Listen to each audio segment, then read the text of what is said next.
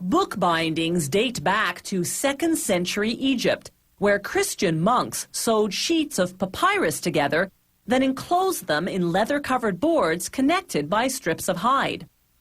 Monks in medieval Europe stitched together handwritten parchments, binding them between wooden boards often covered in leather, sometimes even embellished with gold leaf and gems.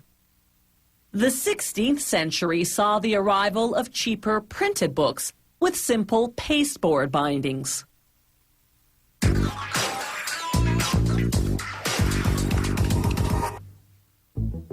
Today, commercial book binding is highly mechanized. The process starts with large sheets of paper, each containing several consecutive pages of the book.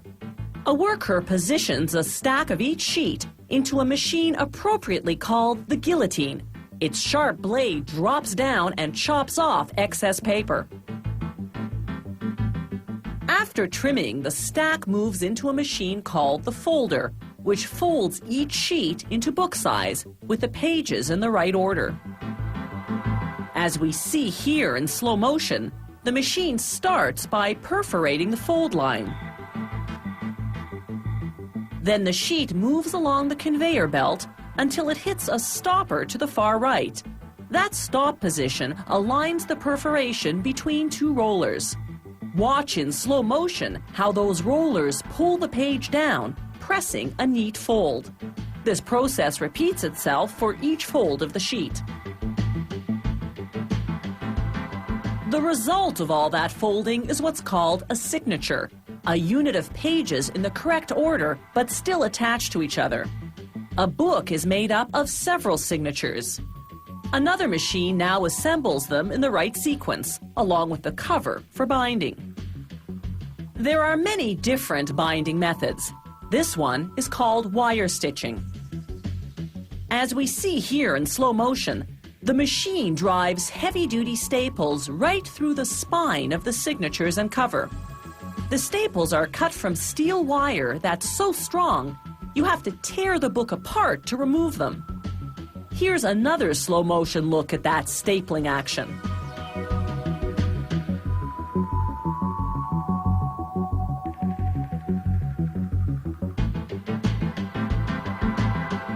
This is another binding method called perfect binding. First, a scanner ensures the pages are in order. Then the covers go on. With traditional book binding, they sew these components together. In the perfect bind process, they glue them together. To do that, the machine first feeds the assembled books spine side down onto trays.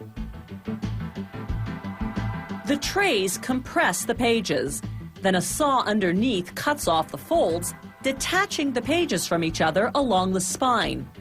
But that cut creates a smooth edge to which glue would have difficulty adhering, so a second saw notches the spine, creating a rough, glue-friendly surface.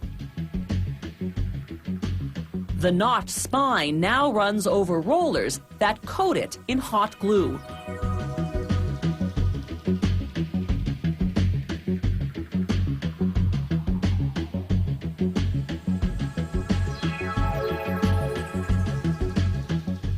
Finally, two conveyor belts merge. One with the book's pages, assembled with a notched and glue-coated spine, and the other with the book's cover. The machine presses the cover onto the spine.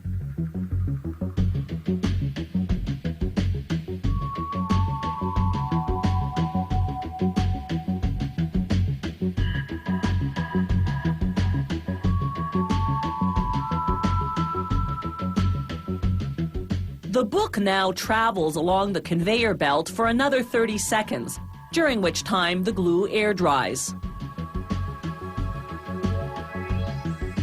By this stage of the process, with either binding method, most pages on the unbound sides of the book are still attached by folds. So to separate the pages, the books go through a machine called a 3-knife trimmer. It cuts the folds off the 3 sides simultaneously. The book is now finished. Fine quality books still have sewn bindings. But your average book today is wire-stitched or perfect bound. Those newer methods are far less costly, yet still produce books that are sturdy and durable.